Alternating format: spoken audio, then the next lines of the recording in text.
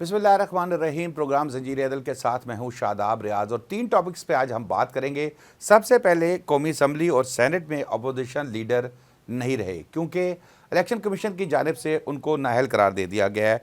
इस पर बात करेंगे। इसके अलावा इस्लामाबाद से एक दूसरी स्टोरी हम शेयर करेंगे। थाना एयरपोर्ट के करीब एक नौजवान को, ये नौजवानों के लिए बड़ी अहम है क्योंकि आजकल नौकरी का झांसा देकर बुलाया जाता है और उसके बाद उनके साथ क्या किया जाता है, ये दिल दहला देने वाला वाक़या भी मैं आपसे शेयर करूंगा। तीसरे नंबर पर लाहौर हाई कोर्ट का एक जजमेंट हम डिस्कस करेंगे जिसमें ये फैसला किया गया कि जो रेप विक्टिम है इसकी तफ्तीश कैसे करेंगे, क्योंकि आपने सुना होगा कि बड़े बड़े मुख्तलिफ तरीक़ों से तफ्तीश की जाती है, सवालात किए जाते हैं, बेचारे वो खुद ही विक्टिम जो है वो परेशानी का शिकार हो जाते हैं। जो पहले कौमी असम्बली का जो मामला है इस पर हमारे साथ हमें इस्लामाबाद से ज्वाइन करेंगी। इस्लामाबाद से एडवोकेट हाई कोर्ट हैं आमना अली साहिबा, उनसे बात करेंगे। जबकि स्टूडियो में बैरिस्टर अमर सईद मेरे साथ मौजूद हैं और इनसे भी बात करेंगे। बैरिस्टर साहब, कौमी असम्बली में मेरा ख्याल है जो हुआ है उस वक्त अपोजिशन के बगैर चल रही है, अपोजिशन लीडर के, सेनेट में भी चल रही है। अभी तक के इतलात के मुताबिक इस्लामाबाद पेशावर हाई कोर्ट में इसको चैलेंज किया गया और पेशावर हाई कोर्ट ने इब्तदाई तौर पे तो उनको रिलीफ देने से इनकार कर दिया, लेकिन इसकी समाअत कल तक मुलतवी की है। देखिए अब इसके ऊपर क्या होता है। पेशावर हाई कोर्ट में उनका रजू किया है। आमना साहिबा ने हमें ज्वाइन किया है। जी अस्सलाम वालेकुम आमना। आमना, सवाल फिर वही आ जाता है कि तहरीक इंसाफ की ये सज़ा हुई है, जो लीडरान हैं इनको सज़ा हुई है। अरकान कई असम्बली जो हैं, कौमी असम्बली, इवन जो अपोजिशन लीडर हैं सेनेट में, कौमी असम्बली में शिबली फराज साहब, उमर अयूब साहब, इनकी नहली के नोटिफिकेशन जारी कर दिए गए हैं। आपको लगता है कि इससे कोई सियासी बहरान जो है वो पैदा हो सकता है? जी बिस्मिल्लाहिर्रहमानिर्रहीम। जी बिल्कुल, अरकान नेशनल असम्बली और अरकान सेनेट को नाअहल करार देने के बाद एक बहुत बड़ा सियासी बहरान पैदा होने का खदशा है। जो लोग आवाम का मैंडेट लेके, आवाम के वोट से जीत के असम्बली, कौमी असम्बली या सेनेट में आए, उनको नाअहल करार दे के उनकी सीटें खाली करवा के अब इन पर दोबारा इलेक्शन कराए जाएंगे। Tax payer, Pakistani tax payer का, आपका, मेरा, पाकिस्तानी अवाम का पैसा खर्च होगा। और जिनको, सबसे बड़ी बात है कि जिनको अवाम ने मैंडेट दिया वो इलेक्शन का हिस्सा नहीं बनेंगे। और अब तक की इतलात के मुताबिक पाकिस्तान तहरीक इंसाफ इन ज़िमनी इलेक्शंस में हिस्सा नहीं लेने जा रही। और पाकिस्तान की सबसे बड़ी जमात अगर इन इलेक्शन में हिस्सा नहीं लेगी तो एक बहुत बड़ा सवालिया निशान छोड़ जाएगा। तो मेरा ख्याल है कि एक बहुत बड़ा सियासी बहरान पैदा होने का खदशा है। अच्छा आमना साहब, ये बताइएगा कि अगर इलेक्शन कमीशन, अब इलेक्शन कमीशन ने यहाँ पर ज़ाहिर है दूसरा स्टेप में तो वो आके ज़िमनी इलेक्शन का जो है वो ऐलान करेंगे और ज़िमनी इलेक्शन के लिए आते हैं तमाम नाअहल मुल्ज़िमान जो है, इनकी अपीलें कल को मंजूर हो जाती हैं क्योंकि इतलात के मुताबिक पेशावर हाई कोर्ट से उन्होंने रुजू कर लिया है। तो फिर इसका क्या स्टेटस होगा? देखिए, अगर इलेक्शन कमीशन ऑफ पाकिस्तान ज़िमनी इलेक्शन का शेड्यूल जारी कर देता है और साथ एक बहुत अहम चीज़ ये है कि अरकान नेशनल असम्बली, अरकान सेनेट, इनके पास इन फैसलों के ख़िलाफ़, इन सज़ाओं के ख़िलाफ़ अपील का राइट मौजूद है। 30 डेज़ के अंदर अंदर ये अपील फाइल कर सकते हैं। और साथ साथ अगर इलेक्शन कमीशन ऑफ पाकिस्तान ज़िमनी इलेक्शन का शेड्यूल जारी कर देता है, इलेक्शन करवा लेता है और इनके इस इलेक्शन के बाद अगर इन अरकान नेशनल असम्बली, अरकान सेनेट की सज़ाएँ मुअत्तल हो जाती हैं, सज़ाएँ सस्पेंड हो जाती हैं, तो फिर वो इलेक्शन कहाँ स्टैंड करेगा? मेरा ख्याल है वो इलेक्शन नल एंड वाइड करार दे दिया जाएगा, इनको दोबारा से बहाल कर दिया जाएगा। और तो मेरा ख्याल है कि अभी इलेक्शन कमीशन ऑफ पाकिस्तान को इतनी जल्दी नहीं करनी चाहिए, थोड़ा इंतज़ार करना चाहिए। अच्छा आमना, मेरा आपसे ये आखिरी सवाल है क्योंकि 9 मई के अगर हम बात करते हैं, अभी बहुत से केसेस पेंडिंग है अदालतों के अंदर, उनमें भी ज़ाहिर है सज़ाएँ होंगी, मज़ीद नहलियाँ होंगी। तो अगर इस सिचुएशन के अंदर तहरीक इंसाफ ये फैसला करती है कि जी हम बाकी की भी सीटें छोड़ देते हैं, तो क्या ये एक मामला जो फिर वो ख़राबी की तरफ जाएगा या वो जनरल इलेक्शन की तरफ जाएंगे, या मुमकिन है कि वो इन्हीं सीटों पर ज़िमनी इलेक्शन कराते रहें? 9 मई के बहुत सारे केसेस के फैसले आ चुके हैं और कुछ के फैसले आना बाकी हैं। देखिए, 26वीं आईनी तरमीम और मौजूदा जो हालात जा रहे हैं उनसे तो यही दिखाई देता है कि इन फैसलों के बाद मज़ीद नाअहलियाँ होंगी। लेकिन बड़ी एक अहम बात ये कि इस वक्त आवाम में इन फैसलों के बाद बहुत ज़्यादा मायूसी पाई जा रही है। जिन अरकान पार्लियामेंट और सेनेट को अवाम ने मुंतखब किया, अवाम के वोट से जीत कर आए, उनको नाअहल करार दिया जा रहा है और इस तरीके से नाअहल करार दिया जा रहा है। बहुत एक परेशान कुल अमल है। और इस मौका के ऊपर अगर पाकिस्तान तहरीक इंसाफ के मेंबरान जो हैं पार्लियामेंट से इस्तीफ़ा देते हैं तो मेरे ख्याल में एक बड़ा स्ट्रॉन्ग मैसेज आएगा, नेशनली भी और इंटरनेशनली भी। और ये सारे हालात मिलकर जनरल इलेक्शन की तरफ जाते दिखाई दे रहे हैं। लेकिन उसके लिए भी देखें, एक शर्त है कि जमहूरियत के तकाज़ों को पूरा किया जाए, फ्री एंड फेयर इलेक्शंस हों, अवाम जिनको मुंतखब करे, अवाम जिनको वोट कास्ट करे, डब्बों में से भी उन्हीं के वोट निकलने चाहिए। बहुत शुक्रिया आमना अली आपका, आपने हमें डिटेल से ये चीज़ बताई। जी बैरिस्टर साहब, आमना की गुफ्तगू आपने सुनी, अब वो जो उन्होंने पॉइंट्स बीच में रेज़ किए हैं, सबसे पहले मैं आपकी तरफ ये आता हूँ इस सवाल लेके। पेशावर हाई कोर्ट से रुजू कर लिया गया, अब यहाँ पर अपीलें तो कई कई साल नहीं लगती, लेकिन ये आज टेकअप हुई है और कल मेरा ख्याल है दोबारा इसमें इस पर समाअत होगी, तो क्या मुमकिन है कि कोई रिलीफ मिल जाए, अब इनको स्टे दे दिया जाए? देखें, अदालत के पास जो मामलात हैं इस वक्त, उसमें अदालत बाइख्तियार है, वो चाहे तो अपना फ़ैसला दे सकते हैं। लेकिन जो सूरत हाल है कि 9 मई के फ़ैसले आ गए हैं, उन मुकदमात में जो लोग नाअहल हुए हैं, उनकी हद तक मेरा नहीं ख्याल, मेरी अपनी राय में, कि इस पूरे सिस्टम को डीरेल करने की कोशिश की जाए। देखें, मैं समझता हूँ कि हमारे लिए पाकिस्तान फ़र्स्ट है।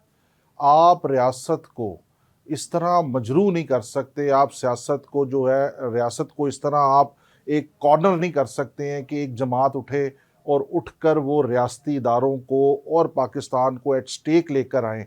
9 मई के हवाले से मैं बात कर रहा हूँ, और उस पर जब अदालतें एक फ़ैसला दें तो बाद में नाअहलियाँ हों और उसके बाद वो कहें कि जनाब सिस्टम डीरेल हो जाएगा, जमहूरियत डीरेल हो जाएगी, तो मैं उससे बिल्कुल एग्री नहीं करता हूँ। अदालतें जो हैं बाइख्तियार हैं और अपने फ़ैसले ख़ुद देने की मजाज़ है। अदालत ने अगर कोई फ़ैसला देना होता तो मेरे ख़्याल में फ़ैसला इसमें आ चुका होता। मैं एक्सपेक्ट नहीं कर रहा, और मेरी जो लीगल पोजीशन है, जो मैं समझता हूँ, मेरा नहीं ख्याल इसमें उनको कोई रिलीफ लेकिन मिलेगा। बैरिस्टर साहब, मैं जैसे जो मैंने बात किया कि देखिए अपीलें आप भी सुनते हैं, सुनते से मुराद के दायर करते हैं, हम भी कैसे सुनते हैं अदालतों में बैठ के। अपील तो लगने में, टेकअप होने में कई कई अरसा गुजर जाता है और इवन क्रिमिनल केसेस में भी बड़ा टाइम लग जाता है।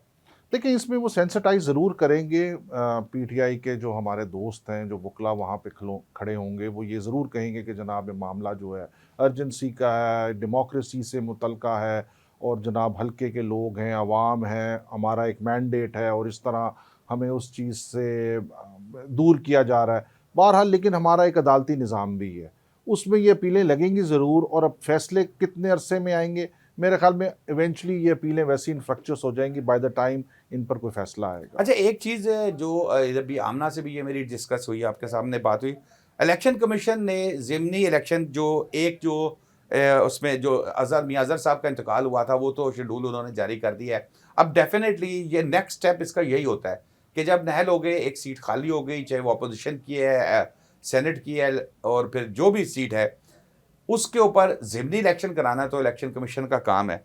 अब यहाँ पर सवाल ये आता है कि अगर इस पे कोई स्टे आ जाता है, स्टे पे तो खैर रुक जाएगा, लेकिन अगर स्टे नहीं आता, वो चलते रहते हैं इलेक्शन करके, मैं कोई और एमएनए बन के आ जाता है वहाँ पर, और 6 महीने बाद, साल बाद अल्टीमेटली पता लगता है कि जी वो अपीलें उनकी मंजूर हो गई हैं, तो फिर क्या स्टेटस होगा? तो जो मैं पहला तो इलेक्शन कमीशन का ये आइनी फ़र्ज़ है कि अगर एक कॉन्स्टिट्यूंसी में सीट खाली हुई है, उस पर उन्होंने ज़िमनी इलेक्शन करवाना है। उसका शेड्यूल जारी होगा, उसके बाद उसका इलेक्शन होगा, इलेक्शन में जो कैंडिडेट विन करके आएगा सामने, अपील्स तो चलेंगी। अगर अपील में कोई फ़ैसला आ जाता है उसके ख़िलाफ़, तो उसके बाद एक फ़र्दर अपील आगे सुप्रीम कोर्ट भी तो है, तो उस मामले को वहाँ चैलेंज कर दिया जाएगा। और फिर ये आपकी ठीक है कि एक लीगल कॉम्प्लेक्सिटी तो ज़रूर क्रिएट होगी इन सारी चीज़ों से, लेकिन मेरे ख्याल में डेमोक्रेसी का हुस्न भी यही है कि जो है मामला चलने चाहिए आगे, और जो लोग हैं वो अपना वोट के ज़रिए अपनी जो है राय दे देंगे। अच्छा, एक चीज़ इसमें ऐड मैं ये करूँगा, मैं कुछ दिन पहले सुन रहा था चीफ जस्टिस ऑफ पाकिस्तान साहब को, तो वो भी एक तकरीब में खिताब करते हुए उन्होंने ये कहा था, और बात बड़ी उन्होंने ज़बरदस्त, ये है तो पुरानी बात है, उन्होंने कहा था कि जब आप किसी जगह पे पिटिशन दायर करते हैं, अपील दायर करते हैं, तो इसका ये मतलब कतई नहीं है कि आपको स्टे मिल गया। जी। स्टे के लिए ज़रूरी है कि आप कोर्ट में जाएं, अपना केस लड़ें, उन्हें जज से साहब से रिक्वेस्ट करें कि भाई मुझे स्टे दिया जाए। और अगर कोर्ट कहती है कि जी मैं ट्रायल कोर्ट का फैसला सस्पेंड करता हूं और फिर अब चलें, तो फिर मामला चलते हैं। अदरवाइज तो जब तक वो सस्पेंशन नहीं होगी फिर तो इलेक्शन कमीशन भी करता रहेगा, नया एमएनए भी आ जाएगा, नया अपोजिशन लीडर भी आ जाएगा। और गौहर अयूब साहब ये फरमाते हुए मैंने आज उनको सुना है, वो ये कह रहे थे कि हम ना सेनेट में लाएंगे ना कौमी असम्बली में लाएंगे, हम अपील में जाएंगे।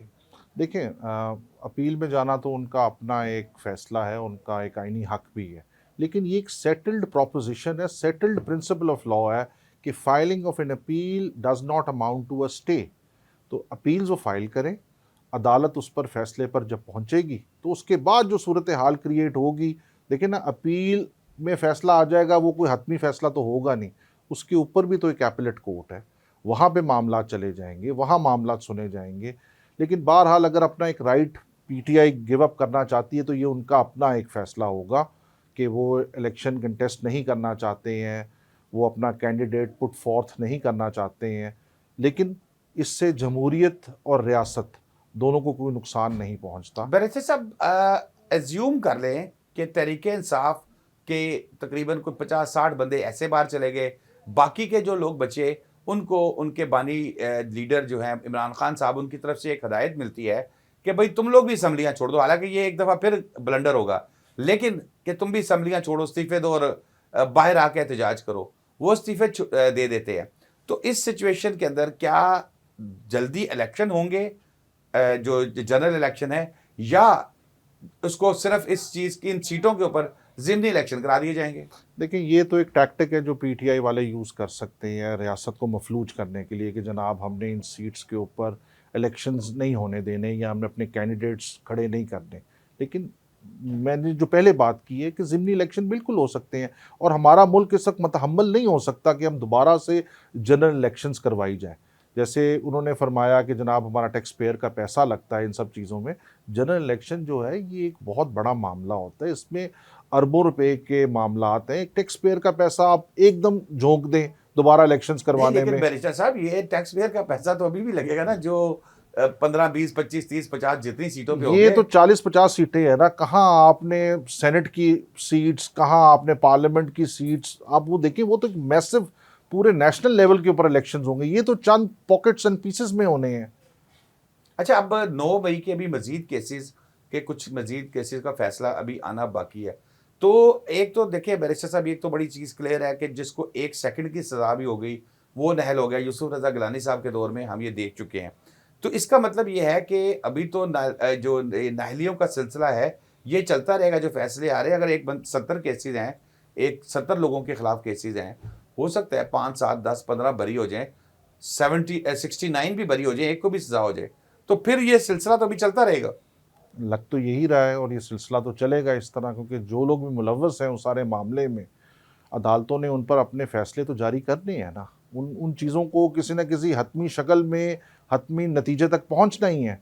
तो मैं एक्सपेक्ट कर रहा हूँ कि अभी ये सारे फैसले आएंगे, इन पे फिर अपील्स होंगी, ये मामला तभी ज़रा आगे चलेंगे, अच्छा, लंबे इस पे चलेंगे। लास्ट सवाल मेरा, एक कोर्ट अगर किसी जगह पर स्टे दे देती है या इलेक्शन कमीशन का नोटिफिकेशन सस्पेंड कर देती है जिसमें वो इनको नाअहल कर रहे हैं, तो इसका मतलब ये है कि जितना अरसा ये केस चलता रहेगा, उस हलके के जो लोग हैं, जो वहाँ के रहने वाले रिहायशी हैं, वो तो अपनी नेशनल असम्बली हो, सेनेट हो या कौमी सूबाई असम्बली हो, वहाँ पर तो अपनी नुमाइंदगी से उतना अरसा महरूम रहेंगे। जी बिल्कुल, ये बात तो आपकी सच है और ये हकीकत भी यही है कि वो तो महरूम रहेंगे।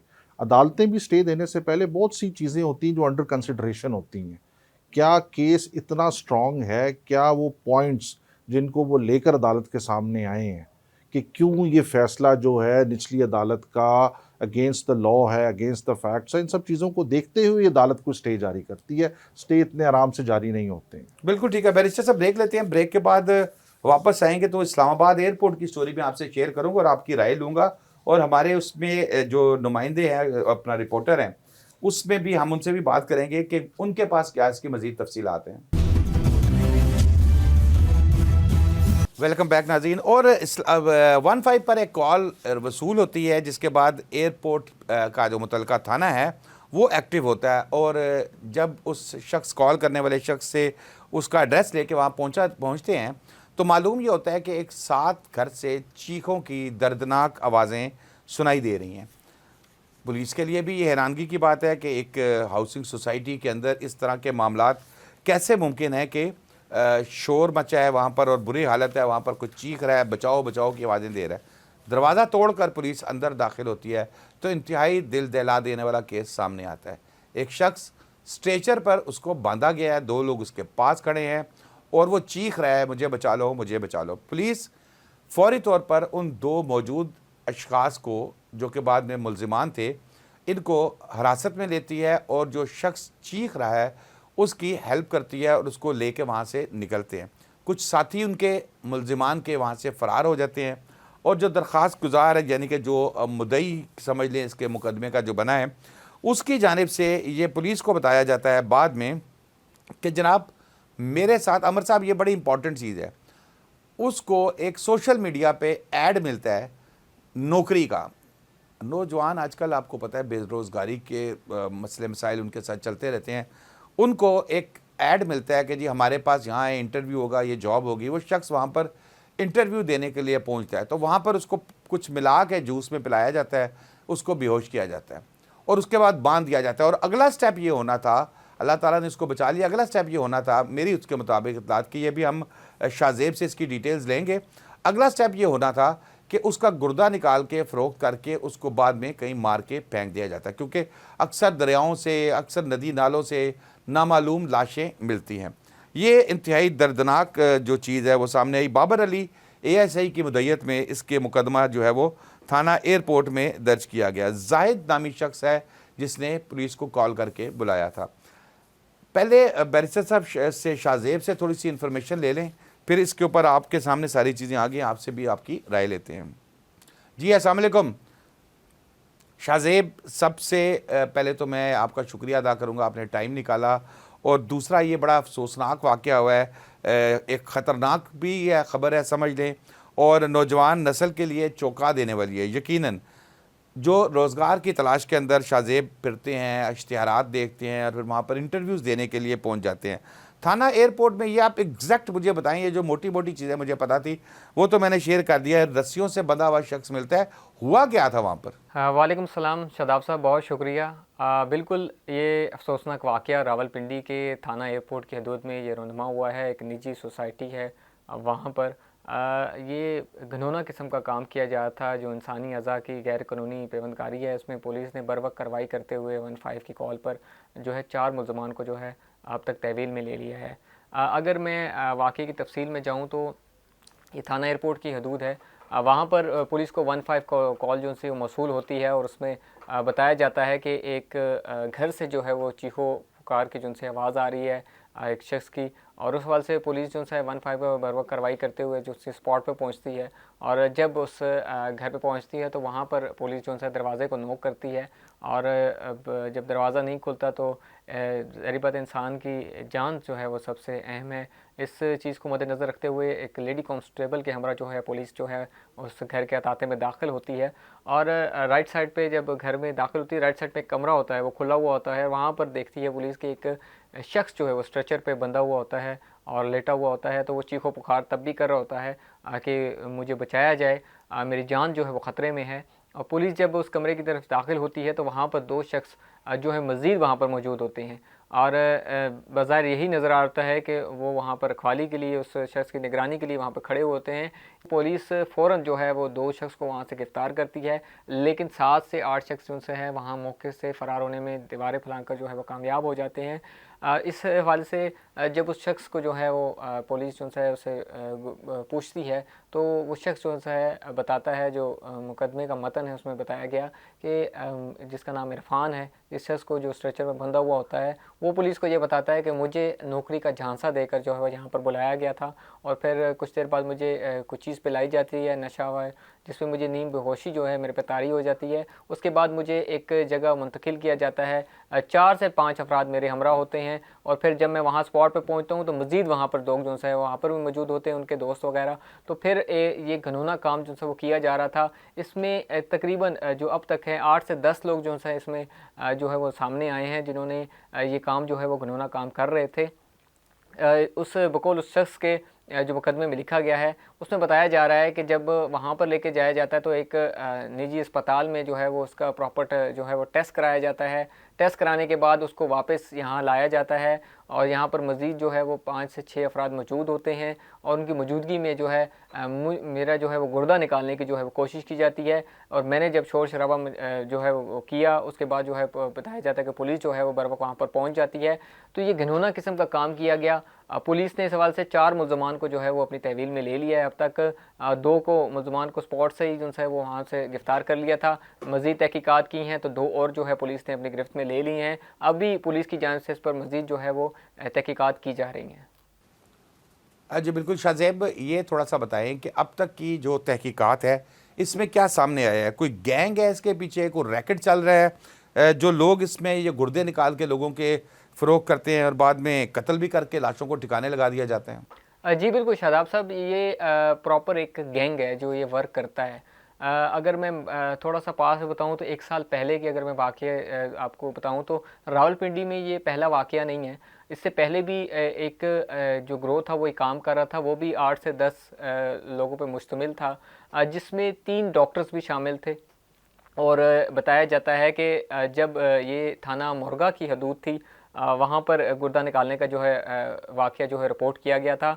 और इस हवाले से बताया जाए तो 3 डॉक्टर्स को जो सा है पुलिस ने वहाँ से तहवील में लिया था। इसके अलावा 10 मज़ीद मुल्ज़मान भी जो है वो गिरफ़्तार किए थे। और उस जब पुलिस ने बर वक्त वहाँ पर कार्रवाई की थी तो वहाँ पर तब भी ये ऑपरेशन का अमल वहाँ पर जारी था। और पुलिस ने ये जब वहाँ पर पहुँचे तो जो मज़ीद जो डॉक्टर्स थे और लोग थे, जो अमला था अस्पताल का, वो वहाँ से ऑपरेशन अधूरा छोड़कर जो है फ़रार होने में कामयाब हो गया था। तो पुलिस ने बाद में गिरफ़्तार कर लिए थे। 3 डॉक्टर उसमें शामिल थे, 10 मज़ीद लोग भी जो है इसमें शामिल थे। ये पूरा एक नेटवर्क होता है जो काम करता है। इससे पहले भी जो ज़हनी जो किस्म के जो मरीज़ होते हैं, जो अपनी यादाश्त खो चुके होते हैं, ऐसे लोगों को ज़्यादा टारगेट भी बनाया गया है पीछे। ख़ास करके कुछ बच्चों के भी जो से हैं वो गुर्दे निकाले गए। इस रावलपिंडी के हदूद की अगर मैं बात करूँ तो यहाँ पर ये वाक़यात जो से वो रुनुमा होते रहे हैं। इससे ये कोई छोटा काम नहीं है, क्योंकि ये इंसानी जान के साथ जो है वो जुल्म है। और ये जो अभी जो मुल्ज़िम अब गिरफ़्तार हुए हैं, जे थाना एयरपोर्ट की हदूद में जो वाक़या रुनुमा हुआ है, उसमें 4 मुल्ज़मान को गिरफ़्तार किया गया। उसमें ये चीज़ सामने आई है कि ये नौकरी का जो झांसा देकर जो है बुलाया गया था और वहाँ पर से जो पेवंदकारी में इस्तेमाल होने वाले आलात भी जो से हैं पुलिस ने बरामद किए हैं। इसके अलावा ये भी चीज़ इंकशाफ जो है पुलिस ने किया है कि जो पाकिस्तान में और गैर मुल्की शहरियों को जो है वो गुर्दे बाकायदा तौर पर फ़रोग़ किए जाते थे। और ये फ़रोग़ करने का अमल अब से नहीं है, पहले भी रावलपिंडी में वाक़यात जैसे मैंने बताया कि रुनुमा हो चुके हैं। लेकिन पुलिस ने पहले भी जो नेटवर्क थे उनको बेनकाब किया, उनको अपनी गिरफ्त में लिया। और अब भी ये जो 15 की कॉल मौसूल हुई थी, पुलिस ने फ़ौरन रिस्पॉन्स किया और उसके जो मज़ीद जो कारिंदे हैं जो इसमें शामिल हैं, पुलिस इस पे वर्क कर रही है। और जो पुलिस का यही कहना है, जो हमारी एक काम से बात हुई है, उनका ये कहना है कि हम इस पर भी तहकीकात कर रहे हैं। जो मेन सरगना हैं जो इसको देख रहे हैं, उम्मीद है कि जल्द उस जो है उनको भी गिरफ़्तार कर लिया जाएगा। शाहज़ेब, क्या जो मुल्ज़िम छापे के दौरान फ़रार होने में कामयाब हुए थे, उनकी कोई गिरफ्त हुई है, उनको पकड़ा गया है कहीं से? और आपके ज़राए क्या बताते हैं कि कौन कौन से, क्योंकि ये आम लोग जो पकड़े गए हैं, ये तो नहीं हो सकता कि सिर्फ ये रैकेट चला रहे हों, यकीनन इसके पीछे कुछ बड़े मगरमच्छ भी होंगे। जी बिल्कुल शादाब साहब, जो मुल्ज़िम गिरफ़्तार हुए थे उसमें से 2 मुल्ज़मान को जो है वो गिरफ़्तार कर लिया, क्योंकि उनकी शनाख्त जो सी है 2 मुल्ज़मान ने करा दी थी। बाकी 4 मुल्ज़मान की ताहाल शनाख्त जो है वो उस वक्त नहीं हो सकी थी। इस वजह से स्पॉट से 2 मुल्ज़मान को गिरफ़्तार किया गया, फिर मज़ीद 2 और को जो है गिरफ़्तार किया गया। इसमें यह भी बताया जा रहा है, मेरी जो पुलिस ज़राए से बात हुई है उनका यही कहना है कि 2 जो मुल्ज़मान थे उसमें एक डॉक्टर शामिल था और एक डॉक्टर का जो असिस्टेंट था वो भी शामिल था। उन्हें भी पुलिस ने अपनी तहवील में ले लिया है। और इस हवाले से जो मेन सरगना है पुलिस उस तक पहुंचेगी। अगर मैं नाम बताऊं तो उसमें अभी जो मुल्ज़मान 4 जो है गिरफ़्तार किए गए, उसमें एक आकिफ़ है, नसीम है, राकेश है और सावन जो है उसे पुलिस ने जो है गिरफ़्तार किया है। और इनसे जो है कब्ज़े से गुर्दा निकालने के जो आलात हैं वो भी पुलिस ने जो है बरामद किए हैं। और मुलजमान ने इंकशाफ किया है कि ये गुर्दे हैं ये पाकिस्तान और गैर मुल्की अफराद को जो है वो बाकायदा तौर पर जो है बेचे जाते हैं।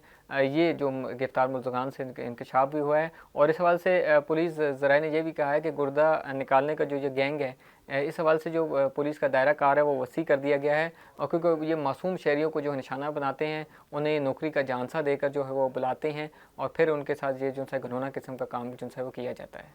बहुत शुक्रिया शाहजेब आपका, आपने हमें अपडेट किया। जी बैरिस्टर साहब, ये देखे ना क्या हालात हो गए हैं मुल्क में कि वो एक बच्चा जो है वो अपनी नौकरी की तलाश में वो एक इश्तिहार देखता है सोशल मीडिया पे और उसमें उसको दफ्तर का एड्रेस दिया जाता है कि भाई आप यहाँ पर आएँ, आपका इंटरव्यू होगा। वो वहाँ इंटरव्यू देने जाता है, उसको जूस में कुछ मिला के और उसको लिटा लिया जाता है, वो एक दूसरी जगह शिफ्ट किया जाता है, फिर तीसरी जगह शिफ्ट किया जाता है और वहाँ पर उसका गुर्दा निकालने की प्लानिंग हो रही होती है और कई गुर्दे उन्होंने निकाले हैं। देखें शाहजेब साहब, इस बात के पीछे 2-3 अवामिल हैं जो नहीं शाहजेब साहब अब नहीं है हमारे साथ। Shadab ji. My apology.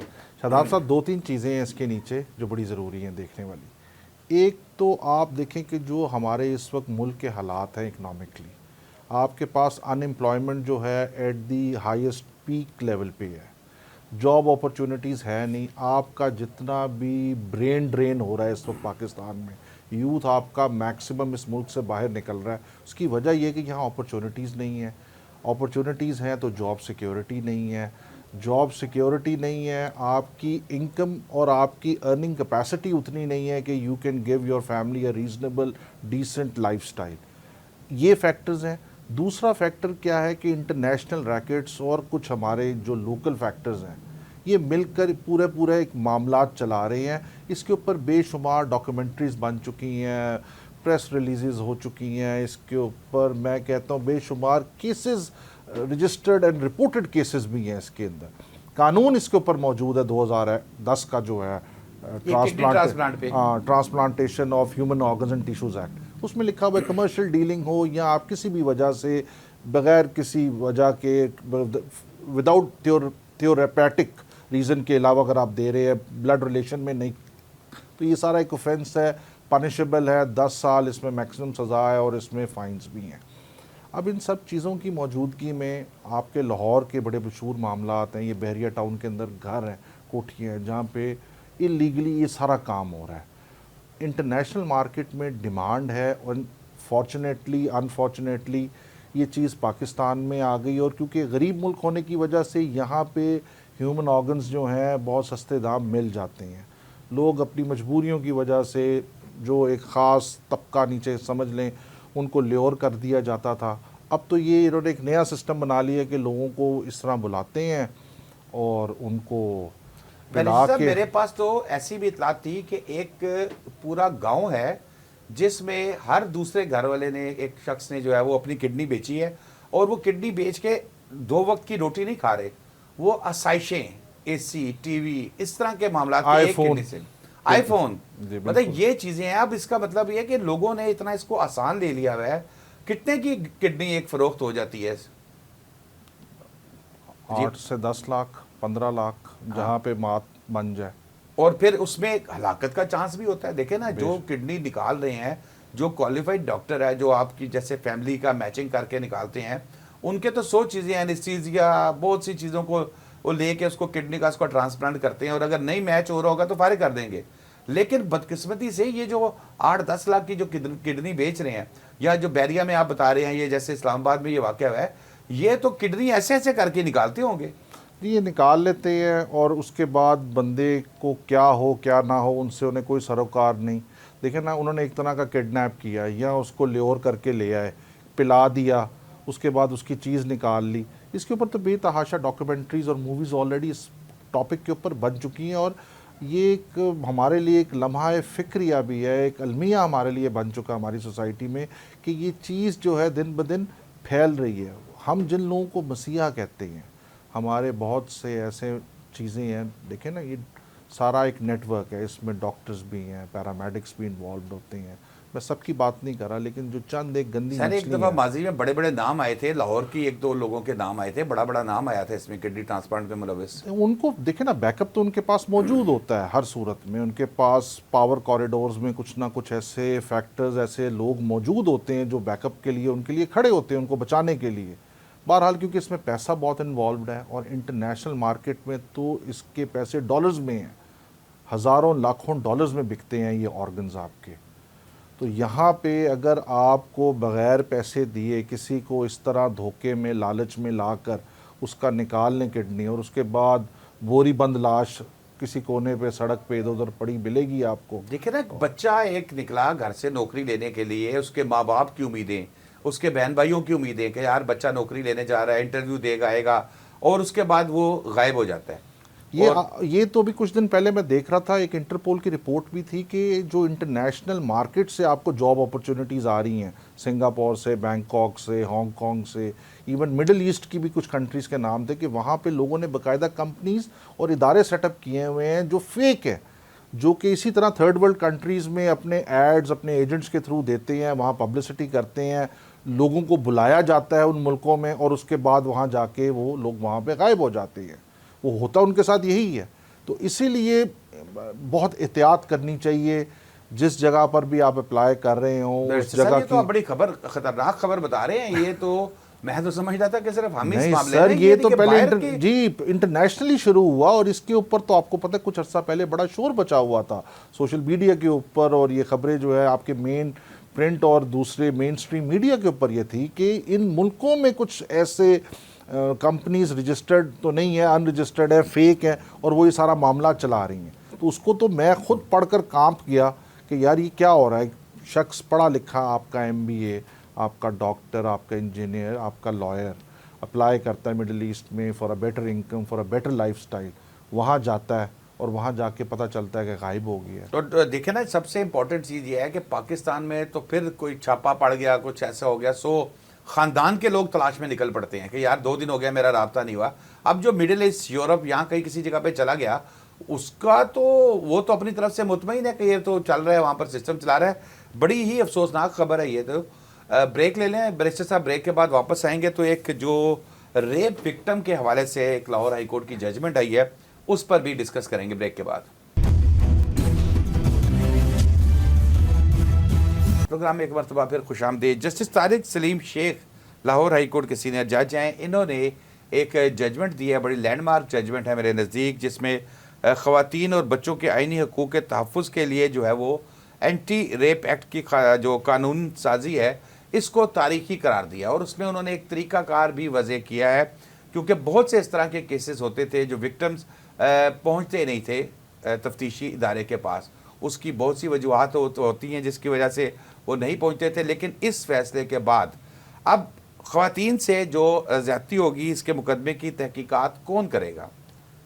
Lahore high court के जस्टिस तारिक सलीम ने ये कहा है, नया कानूनी नुक्ता जो है वो वाज़ेह किया है, जिसमें उन्होंने कहा कि तहकीकात के लिए जिनसी जराइम से मुतल्लिक तरबियत याफ्ता खातून सीनियर अफसर जो है वो इसकी तहकीकात करेगी। बैरिस्टर साहब, मेरे नज़दीक तो ये बड़ा अच्छा हुआ है कि जब पहले अगर हम बात करें तो ये होता था कि जी अक्सर पुलिस वाले जो मर्द हैं वही सवालात कर रहे होते थे, और फिर उसके अंदर इस तरह के सवालात होते थे कि जिस बच्ची से पहले ही ज़्यादती हुई है वो वैसे ही घबरा के मज़ीद पीछे हो जाती थी, और उसके पेरेंट्स भी नहीं चाहते थे कि इस तरह के मामलात में लेके आएँ। देखिए, आप अगर 1 मिनट के लिए सिर्फ महसूस करें कि विक्टिम जिसके साथ एक सेक्सुअल ऑफेंस हो चुका है, एक तो उस ट्रॉमा से और उस टर्मोइल से वो गुजरी, उसके बाद जब उसने किसी इन्वेस्टिगेटिव फोरम पे जाना है, या उसके पेरेंट्स ने उसके साथ जाना है, या उसके गार्डियन ने उसके साथ जाना है, और वहाँ पे आगे एक और मेल ऑफिसर हो और अपना उस ट्रॉमा को दोबारा नरेट करना, ये ह्यूमनली पॉसिबल नहीं है, कंसिडरिंग हमारे सोशल और जो कल्चरल फैक्टर्स हैं, जो हमारे यहाँ एक माहौल है कि ख़वातीन के लिए even world wide this is not a normal practice, this is not humanly possible कि वो उसको दोबारा उस तरह ईज़िली नरेट करें उस सारे फैक्ट्स को। I think Justice Tariq Salim Sheikh साहब, one of the finest judges we have in the Lahore High Court, Definitely. उनका ये एक लैंडमार्क फैसला है, और उसमें उन्होंने बड़ा ये वाज़े कर दिया कि ऐसा विक्टिम जो है उसको सिर्फ जो इन ऑफेंसेस में तरबियत याफ्ता फ़ीमेल ऑफिसर होगी वो उसको बात को सुनेगी और उस सारे मामले में वो इसकी जो है तफ्तीश को आगे लेके चलेगी। तो इस तरह क्या हुआ ख़वातीन के लिए, इवन बच्चों के लिए, क्योंकि जो कानून है एंटी रेप जी हाँ एक्ट बिल्कुल, उसमें दोनों का हवाला है, for the children and for the women, दोनों के लिए जो है वो ऑफिसर जो है, जो उन्होंने एक स्पेशल SSIOU यूनिट बनाया है, क्योंकि इसमें एक लैंडमार्क ये जजमेंट में एक इंटरप्रिटेशन ये भी बन रही थी कि क्या आया वो पूरा यूनिट जिसमें एक ऑफिसर शामिल होगी वो तफ्तीश करेगी या सिर्फ एक फ़ीमेल ही कर सकती है। तो कोर्ट ने इसमें ये हेल्ड किया कि नहीं, सिर्फ एक खातून ही करेगी, क्योंकि हमारे पास जो एक वर्कलोड है, जो क्राइम का एक रेशो है, डिस्ट्रिक्ट टू डिस्ट्रिक्ट डिपेंड करता है। लाहौर में तकरीबन ये कुछ 70+ यूनिट्स हैं और हर यूनिट में ऑफिसर्स हैं। रहीम यार ख़ान उधर चले जाएं तो उधर सिर्फ एक ही यूनिट है और वहाँ पे भी नंबर ऑफ़ ऑफिसर्स हैं। तो उन्होंने, कोर्ट ने इस चीज़ को क्लैरिफाई कर दिया कि सिर्फ खातून जो तरबियत याफ्ता होगी इन मामलात में वो तफ्तीश करेगी, और इससे बेहतर होगा मामलात उन लोगों के लिए, विक्टिम्स के लिए, कि वो अपने मामलात जो हैं क्लियर करके रख सकें सामने। बहुत शुक्रिया बैरिस्टर अमर साहब आपका, एडवोकेट आमना अली साहिबा आपका, और शाहजेब इस्लामाबाद से आपने हमें ज्वाइन किया, आपका बहुत बहुत शुक्रिया। शादाब रियाज को याद दीजिए, कल नए टॉपिक्स के साथ फिर हाजिर होंगे। अल्लाह हाफिज़।